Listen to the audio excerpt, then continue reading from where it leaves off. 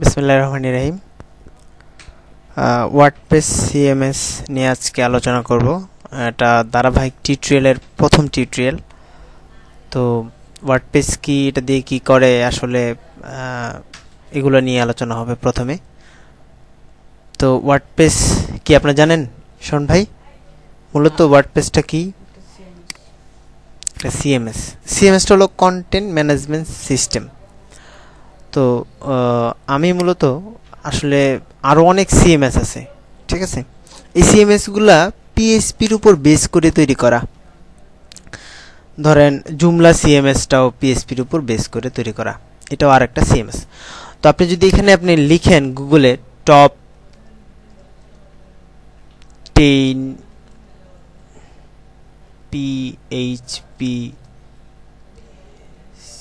PHP base CMS এরকম যদি লিখে দেন, তারপর দেখাবে এখানে টপ 10 সিএমএস, এখানে টপ 10 কন্টেন্ট ম্যানেজমেন্ট সিস্টেম, এখানে দেখতে পারবেন। আসলে কেন আমরা সিএমএসটা নিব? আরও তো অনেক আছে, দ্রুপাল আছে, তারপরে হলো আপনার ধরেন এই যে জুমলা আছে, ঠিক আছে? এর মধ্যে থেকে আমরা সিএমএসটা আসলে কেন চুজ করবো? এই যে দেখেন বলতে, এখানে টপ 10 সিএমএস এর মধ্যে দেখেন প্রথম যে সিএমএসটা আছে ওইটাই ওয়ার্ডপ্রেস, বুঝতে পারছেন? এটা পিএইচপি বেসড একটা সিএমএস, আর এর জনপ্রিয়তা অনেক বেশি। বাংলাদেশের ম্যাক্সিমাম সাইটই, বাংলাদেশ না, নট অনলি বাংলাদেশে অনেক সাইট পিএইচপি দিয়ে করে না। দেখবেন গভর্নমেন্ট সাইট বলেন, আপনি অনেক সাইট পিএইচপি দিয়ে করে না, ওয়ার্ডপ্রেস দিয়ে করে না। এখন ওয়ার্ডপ্রেস দিয়ে করছে আস্তে আস্তে, মোটামুটি অনেক সাইটই ওয়ার্ডপ্রেস দিয়ে কভার হচ্ছে। আগে যে সাইটগুলো পিএইচপি দিয়ে তৈরি হয়েছিল সরকারি সাইট, ওগুলো এখন ওয়ার্ডপ্রেস দিয়ে তৈরি হচ্ছে। আচ্ছা, এটা আসলে কেন এটা করা হয় জানেন? এটার কিছু সুবিধা হলো, এটা ম্যানেজ করা সহজ। ধরেন অনেকে আছে যে পিএইচপি কোড না জানেও ওয়ার্ডপ্রেসের যে কোনো একটা সাইট অটোমেটিক্যালি চালাতে পারে নর্মালি। আবার যদি অ্যাডভান্স লেভেলে যান, তারপরে একটু পিএইচপি জানতে হবে। আচ্ছা, তারপরে দেখেন, তারপরে হলো জুমলার অবস্থান, বুঝতে পারছেন? তারপরে দ্রুপালের অবস্থান। এরকম ভাবে আরো দেখবেন টপ 10 সিএমএস এর মধ্যে যে আরো অনেকগুলো সিএমএস আছে। যাই হোক, আমি অত বিস্তারিত ওই সিএমএস গুলো নিয়ে আলোচনা করতে চাই না, কারণ একটা বিশাল ট্রাম, ঠিক আছে? তো আজকে ওয়ার্ডপ্রেস নিয়ে আলোচনা করব। এই জন্য ওয়ার্ডপ্রেসের অবস্থানটা কোথায়, আসলে এটা র্যাঙ্কে কত নম্বর অবস্থান, এটাকে দেখার দরকার আছে। এই জন্য আগে এটা করছি। আচ্ছা, আসলে মানে আমরা কেন ওয়ার্ডপ্রেস সিএমএসটাকে চুজ করব অন্য সিএমএস বাদ দিয়ে? সম্রাট ভাই, কেন? Why chose WPCMS? আসলে আমার স্পেলিং অনেক ভুল হয়। দেখেন, why chose, কেন চুজ করব আর কি আমরা, এটা এখানে তো আসার কথা।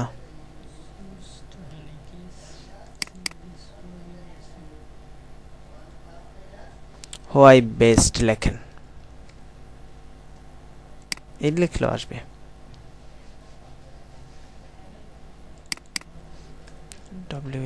why দেন এই যে দেখেন এখানে বলা আছে কেন ওয়ার্ডপ্রেস বেস্ট, এটার জন্য এখানে কিছু কিছু ট্রাম দেওয়া আছে আর কি। আর এখানেও কিছু কিছু বলা আছে, সিএমএস, ওয়ার্ডপ্রেস, জুমলা, দ্রুপাল, এখানে বলা আছে। দেখেন এই যে ওয়ার্ডপ্রেস জাস্ট ফর ব্লগ, এখন বলছে আগে যেটা হয়তো ওয়ার্ডপ্রেসটা টোটালি ব্লগের জন্য ব্যবহার করা হতো, it's WordPress just for blog, ঠিক আছে? কিন্তু এখন অনলি ব্লগ না, এখানে মনে করেন আপনার এই দেখেন এখন বলতেছে সেকেন্ড হচ্ছে WordPress just for personal site and, মানে অনলি শুধু ব্লগ না, যে কোনো বিজনেস বা সাইটের জন্য করা যায়, যেরকম ই কমার্স সাইটগুলো করা যায়, ঠিক আছে? এখানে আরো ধরেন আছে যে এসইও ফ্রেন্ডলি বলতে আপনার সাইটটা গুগল সবচেয়ে তাড়াতাড়ি র্যাঙ্ক করে এই যদি আপনি ওয়ার্ডপ্রেস দিয়ে করা হয়। তারপরে আরো অনেক ফ্যাসিলিটি আছে, ধরেন কন্টেন্ট ম্যানেজমেন্ট করা সহজ, একজন নন টেকনিক্যাল পারসন ইউজ করতে পারে। তারপরে একজন নন টেকনিক্যাল পারসন সহজে মেনটেন করতে পারে। আবার কন্টেন্ট আপলোড করা, কন্টেন্ট আপনার করা, এই যে ডাটা এন্ট্রি করা খুব সহজ, এই কাজগুলো খুব ইজিলি করা যায়। ডাটাবেস তৈরি করা খুব সহজ, এজন্য আমরা ওয়ার্ডপ্রেস চুজ করব, ঠিক আছে? তো আসলে ওয়ার্ডপ্রেস চুজ করতে হলে আমাদের দুই ভাবে কাজ করা যায়। একটা হলো অফলাইন সার্ভার আর একটা হলো অনলাইন সার্ভার। অনলাইন সার্ভার হলে আপনার নির্দিষ্ট একটা ডোমেইন লাগবে আর তারপর হোস্টিং লাগবে, যার কারণে এটা হলো অনলাইন। আর অফলাইনে মূলত করার জন্য অফলাইন সার্ভার আছে, যেটাকে ওয়াম সার্ভার বলে বা জ্যাম্প, দুইটার একটা ইউজ করলেই হয়, জ্যাম্প বা ওয়াম। তো আমি পার্সোনালি প্রিফার করি ওয়ামটাকে, কারণ ওয়ামটা দিয়ে অনেক ভালো কাজ করা যায়। সেজন্য ধরেন আপনি ওয়াম্প লিখেই শুধু ইয়ে করবেন, ওয়াম্প, ঠিক আছে? এই যে ওয়াম্পের প্রথম যেটা আসবে ওয়াম্প লিখলেই দেখবেন এটা চলে আসছে সাইট। এই ওয়াম্পের জন্য এই সাইটে যাবেন, এই সাইটে যাওয়ার পরে আপনার ইয়ে করবে আর কি, আপনি এটা কত বিট পিসি, 64 বিটের পিসি, তাই না? 64 বিটের এটাকে যাবেন, যাওয়ার পরে বলবে যে এখান থেকে এই ডিরেক্টরি থেকে ওয়ার্ডপ্রেসটা ডাউনলোড করতে পারবেন, কিন্তু তাদের একটা সাজেস্ট আছে। এই যে দেখেন মাইক্রোসফটের যেটা আছে C plus plus redistribution pack, যেটা ঠিক আছে, ভিজুয়াল বেসিক রিডিস্ট্রিবিউশন প্যাক, এটাকে আপনার ইনস্টল করে নিতে হবে। এটা ইনস্টল করা না থাকলে হবে না, বুঝতে পারছেন? তো এটা এখান থেকে যায় এটা ডাউনলোড করবেন, ডাউনলোড করে 6 এমবির মতো। আর এখানে যাবেন, এখান থেকে ধরেন এই যে রিডিস্ট্রিবিউশন প্যাকটা, এখান থেকে এখানে ডাউন ক্লিক করবেন। আমাদের 64 বিট না, 64 বিটের এটা এখানে ক্লিক করে নেক্সট দিবেন, আপনার এটা অটোমেটিক্যালি ডাউনলোড হয়ে যাবে, ঠিক আছে? এই যে এখন ডাউনলোড হয়ে যাবে, ডাউনলোড হয়ে যাচ্ছে। আমার অলরেডি আছে, এজন্য আমি ডাউনলোড করতেছি না, এবং ইনস্টলও করা আছে, এজন্য আর ডাউনলোড করতেছি না। এটা ডাউনলোড করার পরে আপনার নরমালি, আচ্ছা যাই হোক, ডাউনলোড হোক, আমি একটু দেখাই দিচ্ছি। আবার এখানে রিলোড দিলে তো হওয়ার কথা। হ্যাঁ, এই তো হয়ে গেছে, এটা ডাউনলোড হচ্ছে।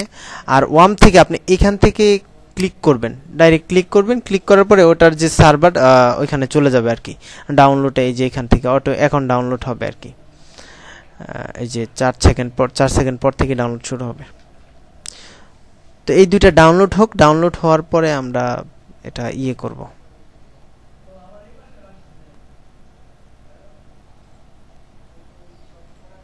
এটা ডাউনলোড হলেই হওয়ার পরে আমরা আবার কাজ শুরু করব। এই যে দুইটা ডাউনলোড করার পরে আমি ডেস্কটপে নিয়ে আসছি। একটা হলো এই যে ওয়াম সার্ভার, আপনার যদি 32 বিটে থাকে তাহলে ওই পাশেটা ডাউনলোড করে নেবেন, ঠিক আছে? আর এইটা হলো রিডিস্ট্রিবিউশন প্যাক, তো এটাতে ক্লিক করবেন। ছোট্ট একটা সফটওয়্যার, রান হওয়ার পরে ইনস্টল হয়ে যাবে অটোমেটিক্যালি। এই যে এগ্রি দিয়ে এখানে ইনস্টল হয়ে যাবে।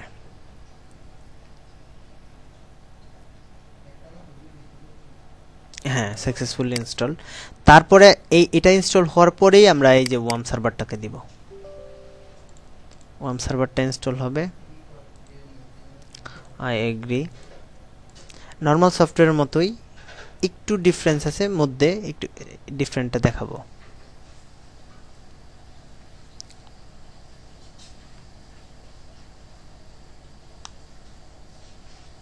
আচ্ছা, আমরা এই নিয়ে আলোচনা করি তাহলে ওয়ার্ডপ্রেস। তারপর ধরেন ওয়ার্ডপ্রেস দিয়ে আরও ধরেন এখন অনেক জনপ্রিয় সাইট যেগুলো, ওগুলো সব ওয়ার্ডপ্রেস হয়ে যাচ্ছে। যেরকম ধরেন আপওয়ার্ক, যেটা ওডেক্স ছিল আগে, আপওয়ার্ক হওয়ার পর এটা হলো ওয়ার্ডপ্রেস দিয়ে তৈরি করা হয়েছে, ঠিক আছে? এরকম আরও যে পপুলার সাইটগুলো ম্যাক্সিমাম ওয়ার্ডপ্রেস দিয়ে তৈরি করা হচ্ছে, কারণ এর সুবিধা অনেক বেশি, খুব তাড়াতাড়ি মানে স্পিড হয়, আবার এর স্পিডও বাড়ানো যায়। স্পিড বাড়ানোর জন্য আলাদা ধরেন প্লাগইন আছে। প্লাগইন বলতে বোঝায় ওয়ার্ডপ্রেসের এক্সটেনশন বলতে ওয়ার্ডপ্রেস ব্যবহারের সুবিধার্থে আরও কিছু জিনিস এক্সট্রা ইউজ করা যায়, ওটা হলো থিমের সাথে ইউজ করা যায় আর কি। তো ওটাকে বলা হয় প্লাগইন, ঠিক আছে? আমি তো এটা ডাউনলোড না হলে এটার ইন্টারফেসটা দেখাতে পারতেছি না আর বুঝাইতে পারতেছি না।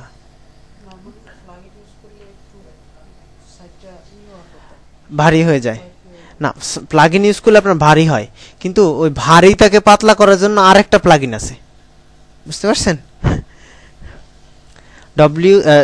থ্রি ডি টোটাল ক্যাশ এরকম টাইপের এক ধরনের প্লাগইন আছে আর কি, ওটা দিয়ে কাজ করা যায়। আচ্ছা, এখানে আপনি বলছে যে এটা ব্রাউজার ডিফাইন করে দিতে আর কি। যদি আপনার এরকম ব্রাউজার ডিফাইন করে দিতে চায় তাহলে আপনি সি ড্রাইভে যাবেন, সি ড্রাইভের প্রোগ্রাম ফাইলে যাবেন, প্রোগ্রাম ফাইলে যেয়ে গুগল ক্রোম বা ইন্টারনেট এক্সপ্লোর ফায়ারফক্সে যে ফায়ারফক্স যেহেতু পাইছি ফায়ারফক্স দিয়ে আমি ফায়ারফক্স দিয়ে দিলাম। দ্যাট মিনস আমার এখন নেক্সট দিবেন, এখানে কিছু চেঞ্জ করার দরকার নাই, নেক্সট ফিনিশ।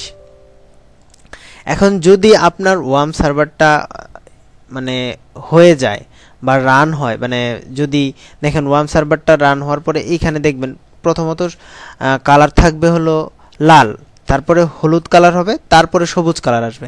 যদি মনে করেন যে এটা সবুজ কালার হয়ে গেছে তাহলে ধরবেন যে আপনার ইনস্টলেশন প্রসেসটা ঠিকমতো হয়েছে। আর যদি দেখেন যে এটা রেড কালার হয়ে আছে বা হলুদ কালার হয়েছে তাহলে মনে করবেন যে এটা ইনস্টল ঠিকমতো হয় নাই। আচ্ছা, এখন যেটা কাজ করতে হলে এটার কাজ করতে হলে এখন আপনার যেটা করতে হবে মূলত এটার কাজ করার জন্য আপনার ইয়েতে যেতে হবে, ব্রাউজারে যেতে হবে। ব্রাউজারে গিয়ে লোকাল হোস্ট লিখবেন, লোকাল হোস্ট লিখে এন্টার দেবেন, দেখবেন আপনার এটার একটা ইন্টারফেস চলে আসবে এই যে এরকম। ঠিক আছে, এখন আমরা এটা দিয়েই মূলত কাজ করব। এজন্য আমাদের প্রথমত এখান থেকে লেফট বাটন ক্লিক করে, ঠিক আছে, লেফট বাটন ক্লিক করে নরমালি ক্লিক করার পরে www ডিরেক্টরিতে যাওয়া যায়। এই যে এখান থেকে চলে আসলেন এখানে। আবার এছাড়াও ধরেন এই যে এখান থেকে যাওয়া যাবে my computer C panel www ওয়াম থেকে www তে যাবেন, যার পরে এই যে এখানে এক ক্লিকে আর এখানে একটু ঘুরে আসতে হয় আর কি। এখানে গিয়ে আপনি একটা ফোল্ডার তৈরি করবেন। ধরেন আপনি নতুন কাজ করবেন, তো সেজন্য আপনারা যেটা করবেন এখানে wp নামে একটা ফোল্ডার তৈরি করলাম, যেটার ভিতরে আমরা ওয়ার্ডপ্রেসটাকে ইনস্টল করব। আমরা নরমালি সার্ভার ক্রিয়েট করছি কিন্তু ওয়ার্ডপ্রেসের কিন্তু কিছুই করি নাই, ঠিক না? তো ওয়ার্ডপ্রেসের কিছু করতে গেলে আমাদের ওয়ার্ডপ্রেসের কিছু ডিফল্ট ফাইল আছে যেগুলো দিয়ে আমাদের ওয়ার্ডপ্রেস এনভায়রনমেন্ট ক্রিয়েট করতে হবে, ঠিক আছে? সেজন্য এখানে এই যে www ফোল্ডারটাকে ওপেন করবেন, ওপেন করে এখানে রাখার পরে আমরা ব্রাউজারে যাব। ব্রাউজারে যাওয়ার পরে এখান থেকে আপনি লিখবেন wordpress.org, তারপরে /latest.zip। আমরা সবসময় লেটেস্ট ভার্সনটাকে ডাউনলোড করব, ঠিক আছে?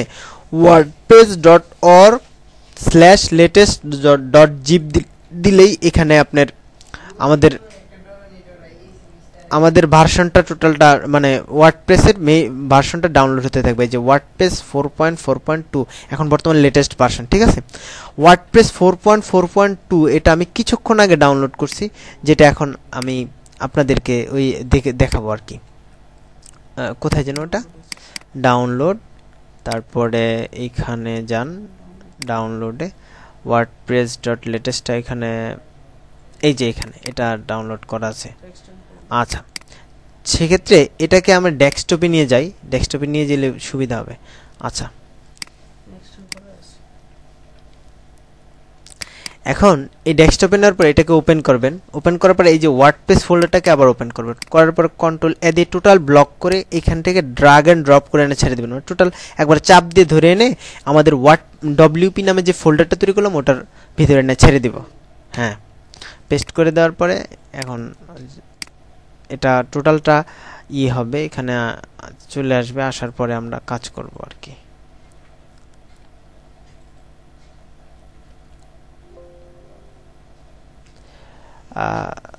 এখন এটা আমরা টোটালটা এই যে আমার টোটাল ফাইল চলে আসছে। এখন এর সাথে মানে এই ওয়ার্ডপ্রেস ফাইলের সাথে আবার ডাটাবেসকে কানেক্ট করতে হবে, ঠিক আছে?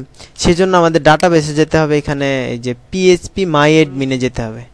phpMyAdmin এ যাওয়ার পরে আমরা এখান থেকে একটা ডাটাবেস তৈরি করব, যে কোনো নামে হতে পারে ডাটাবেসটা।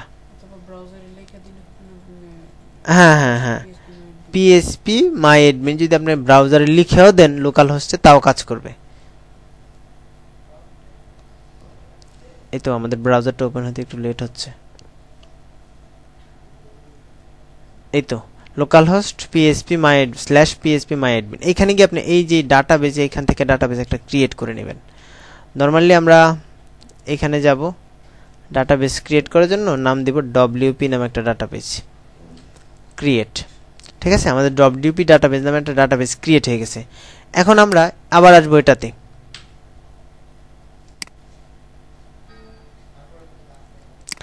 এখানে এসে আমরা ডব্লিউপি নামে একটা ফোল্ডার করছি না, এই শুধু লোকাল হোস্টটাকে আপনি মানে করবেন, রিলোড দিবেন। ঠিক আছে, দেখবেন এই যে ডব্লিউপি এখানে চলে আসছে, স্ল্যাশ দেন ডব্লিউপি।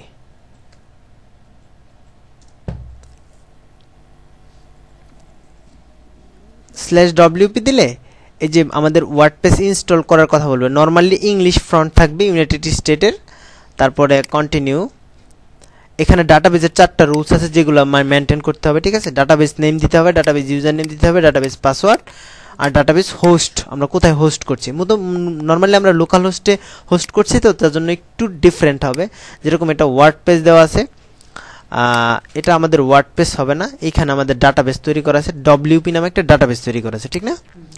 আর ইউজার নেম হবে নরমালি যদি আমরা লোকাল হোস্টে যদি কাজ করি সবসময় ইউজার নেম হবে ROOT রোট, ঠিক আছে। আর পাসওয়ার্ডটা হবে না, আর লোকাল হোস্টই থাকবে। এখানে টেবিল প্রিফিক্সটা চেঞ্জ করে দিতে পারেন, চেঞ্জ করে দিলে একটু সুবিধা হয়। ডব্লিউপি নামে আমরা টেবিল প্রিফিক্স দিলাম। হ্যাঁ, দিলে একটা সুবিধা হলো আপনার একটা ওয়ার্ডপ্রেসের মধ্যে আপনি অনেকগুলা থিম ইনস্টল বা আরেকটা একটা ডাটাবেজের মধ্যে আর অনেকগুলা ওয়ার্ডপ্রেস ইনস্টল করতে পারবেন, বুঝতে পারছেন। এখন সাবমিট করবেন, এখন রান দা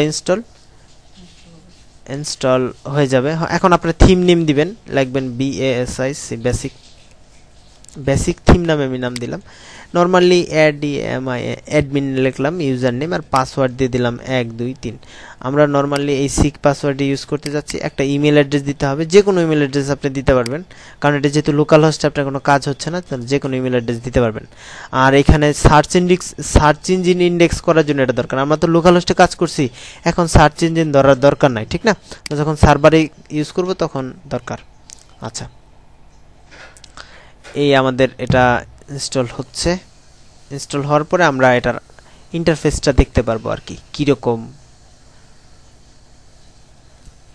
আচ্ছা, এই যে এখন আমাদের লগ ইন করতে হবে।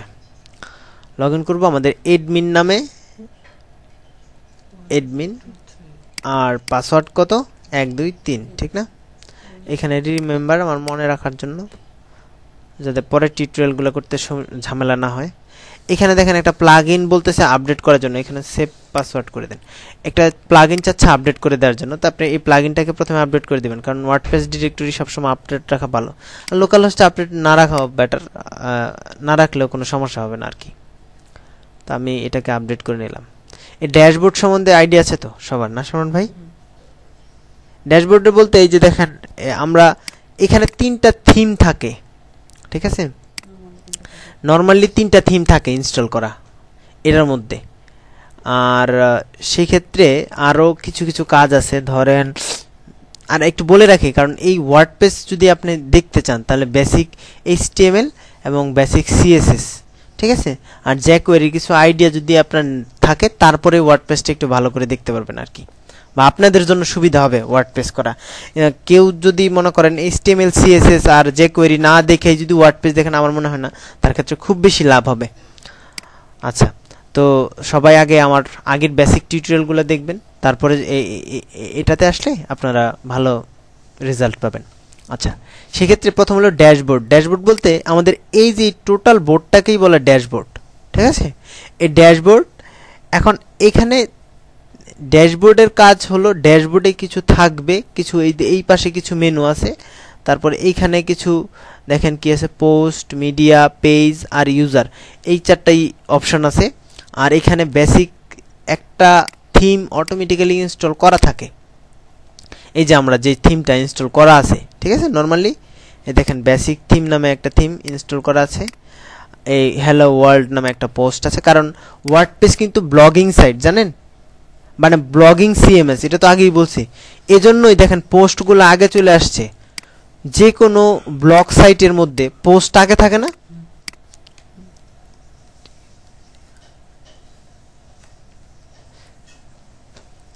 আপনি অন্যান্য পেজ, টিউনার পেজ দেন, দেখবেন এটাতে সব পোস্টগুলো আগে, দেখছেন পোস্টগুলো আগে। এটাতে আমি এই যে দেখেন এগুলো কিন্তু এক একটা পোস্ট, এই যে এগুলো সব এক একটা পোস্ট, এগুলো পোস্টগুলো আগে আসছে। এখানে দেখেন এটা একটা মেনু, ঠিক আছে। এই তো অবশ্যই HTML CSS করছেন, এরকম মেনু তৈরি করছেন না, এটা হলো ওইটা ছিল স্ট্যাটিক মেনু, আর এটা কিন্তু ডাইনামিক মেনু। যে কেউ ড্র্যাগ এন্ড ড্রপ করে ধরেন এটা চেঞ্জ করতে পারবে, এইগুলা যে কোনো সময় চেঞ্জ করতে পারবে। তার একটা ড্যাশবোর্ড আসে, ঠিক আছে, ওই ড্যাশবোর্ড থেকে। আচ্ছা, এটাও মনে হয় একটা ওয়ার্ডপ্রেস থিম আমি যতটুকু জানি।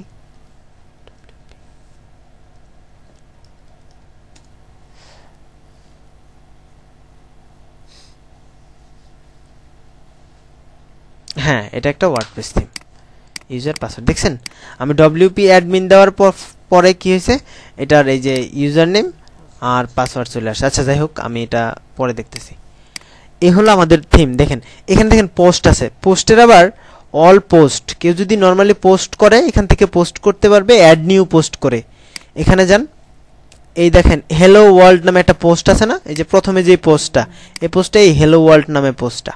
তারপর পোস্টের ক্যাটাগরি বলতে আপনি দেখেন এখানে অনেকগুলো ক্যাটাগরি আছে। ক্যাটাগরি বলতে কি বোঝায় সমান ভাই? ক্যাটাগরি বুঝছেন আপনি কি? আপনি ধরেন ক্যাটাগরি বলতে প্রত্যেকটা আলাদা আলাদা। এখানে যে জিনিসগুলো আমি বুঝাইতে চাইছি দেখেন, এই যে এই পাশে কিছু এখানে দেখেন প্রত্যেকটা জিনিস আলাদা আলাদা বলতে প্রযুক্তি, রহস্য, টেকনোলজি, সায়েন্স, কেন, কিভাবে, কুইজ, এগুলো কিন্তু প্রত্যেকটা আলাদা আলাদা ক্যাটাগরি। দেখেন ধরেন ডাউনলোড কম্পিউটার, এগুলো কিন্তু প্রত্যেকটা আলাদা আলাদা ক্যাটাগরি। কারণ কি?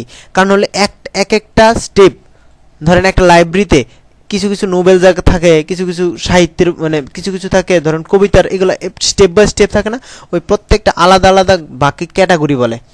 এই ধরেন ওয়ান কাইন্ড অফ এটার মতোই, এটার মধ্যে যে ক্যাটাগরিগুলো আছে এই যে এগুলা, বুঝতে পারছেন শরণ ভাই? তো এই যে এইখান থেকে আপনি ক্যাটাগরি অ্যাড করতে পারবেন, এটা কোন ক্যাটাগরিতে। তারপর ট্যাগও অ্যাড করা যাবে। মিডিয়াতে ধরেন আপনি ভিডিও বা গান আপলোড দিলেন বা আপনার ছবি আপলোড দিলেন, এখানে মিডিয়ার কাজ। পেজ, আপনি নতুন পেজ তৈরি করতে পারবেন। ধরেন এখানে স্যাম্পল পেজ নামে একটা পেজ করা থাকে, নর্মালি এই স্যাম্পল পেজ নামে একটা পেজ করা থাকে। দেখেন এখানে যাবেন, যাওয়ার পরে দেখবেন একটা স্যাম্পল পেজ নামে একটা পেজ করা আছে। এই যে স্যাম্পল পেজ নামে একটা পেজ করা আছে, দেখছেন? এটা ভিউ করেন, দেখেন স্যাম্পল পেজটা এইরকম, দেখছেন? এখন আপনিও ইচ্ছা করলে অনেক পেজ তৈরি করতে পারবেন এখানে, ঠিক আছে? তারপরে এই যে প্লাগইন, আমি বলছিলাম না প্লাগইন, আপনি যে কোনো প্লাগইন এখান থেকে অ্যাড করতে পারবেন, অ্যাড নিউ প্লাগইন করে। এখানে ইউজার, ঠিক আছে? ইউজার বলতে এই যে অ্যাডমিন, ইউজারের নাম হলো অ্যাডমিন, আর দেখেন ইউজারের টোটাল ইনফরমেশন দেওয়া আছে। আমরা যেই ইমেলটা দিয়ে করছিলাম আর যে নামটা দিছিলাম, এখানে হলো ইউজার। এখানে ইউজার প্রোফাইল এখানে দেখতে পারবেন, প্রোফাইল বিল্ড আপও করা যাবে এখান থেকে। তবে সেটিংসে গিয়ে এখানে আরও কিছু জেনারেল, আর এগুলো আমরা আস্তে আস্তে কাজ দেখব, ঠিক আছে? তো আস্তে আস্তে কাজ দেখব। আজকে এই টিউটোরিয়াল এই পর্যন্তই, আগামী টিউটোরিয়ালের আর বাকিটা দেখাবো। সব ভালো থাকবেন, আল্লাহ হাফেজ।